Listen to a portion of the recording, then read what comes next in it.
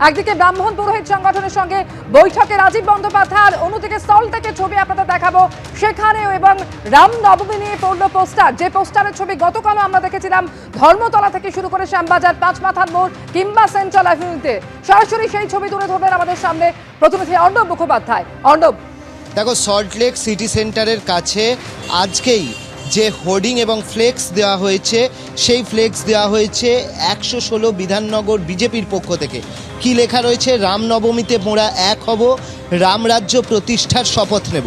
গতকাল যে ফ্লেক্স বা হোর্ডিং পড়েছিল সেটা ছিল এইটা, যে রামনবমী পালন করুন। একদিকে নরেন্দ্র মোদীর ছবি, নিচে হয়েছে শুভেন্দু অধিকারীর ছবি, কিন্তু সেখানে ছিল হচ্ছে শুভেন্দু অধিকারী সভাপতি শ্রী শ্রী সংখ্যানন্দ জগন্নাথ মন্দির।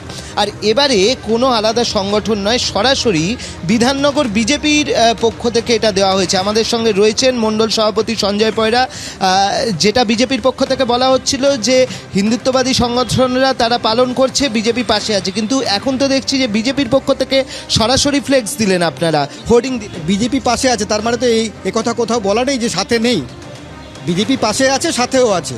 সুতরাং যেখানে ডক্টর সুকান্ত মজুমদার থেকে শুরু করে শুভেন্দু অধিকারী, দিলীপ ঘোষ, সমস্ত সনাতনী, সমস্ত হিন্দুদের এই রামনবমী উদযাপন এবং উৎসবে আমন্ত্রণ জানাচ্ছেন, সেইভাবে আমরাও জানিয়েছি, তা শরিক হয়েছি। রামরাজ্য প্রতিষ্ঠার কথা বলছেন এখানে। রামরাজ্যে তো পশ্চিমবাংলার মানুষ তো রামরাজ্য চাইছে, যেভাবে গুজরাটে চেয়েছে, যেভাবে ওড়িশায় চেয়েছে, ঝাড়খণ্ডে চেয়েছে, হরিয়ানায় চেয়েছে, মহারাষ্ট্রতে চেয়েছে, উত্তরপ্রদেশে চেয়েছে, সেইভাবে পশ্চিমবাংলায় রামরাজ্য চাইছে। তার মানে রামনবমী শুধু রামনবমী নয়, রামনবমীর সঙ্গে 2026-এরও যোগ করিয়ে দিচ্ছে। 2026 রামরাজ্য প্রতিষ্ঠা করতে হবে পশ্চিমবাংলায়, যেখানে রামরাজ্যের কথার অর্থ কী? যেখানে দুর্নীতিমুক্ত সমাজ থাকবে, যেখানে নারীদের নিরাপত্তা থাকবে, যেখানে পুলিশ প্রশাসন ন্যায় ব্যবস্থার একটা নিরপেক্ষতা থাকবে, যেখানে সাম্যবাদ থাকবে, যেখানে আমি আছি ওদের পাশে নেই, এই বার্তাটা থাকবে না, যেখানে সাম্যভাব থাকবে, সেটাই রামরাজ্য।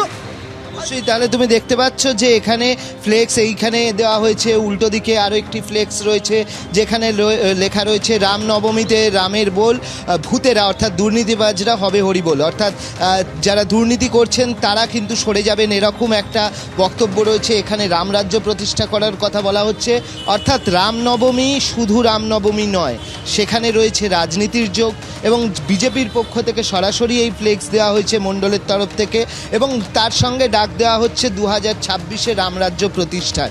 সুতরাং এই যে রামনবমী, সেটাকে নিয়ে যেরকমভাবে পারদ চড়ছে, তাতে কিন্তু রাজনৈতিক দুই প্রতিপক্ষ তারা এতে সামিল হচ্ছেন, এবং আজকেও সেই সামিল হওয়ার একটা অন্যতম অংশ হিসেবেই এই নতুন ফ্লেক্সগুলো দেওয়া হয়েছে সল্টলেক জুড়ে।